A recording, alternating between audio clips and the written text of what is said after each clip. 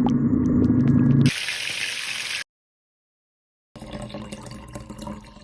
guys, you're welcome back to my YouTube channel.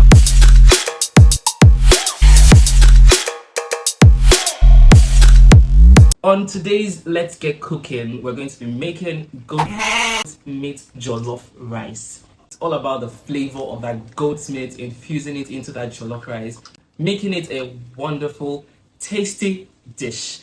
But before we go into that, a big shout out to the sponsors of this video, my favorite all-time protein suppliers in Lagos. They are called Agbeke the Meat Seller. I'm going to put their details in the description box below, or it's going to be somewhere on my screen. And if you want to make an order, there's going to be a discount code for you that you can use to make an order. And you get some certain percentages off your first order, or off your second, third, fourth, fifth, even 100 order. So let's get right into the video. Period.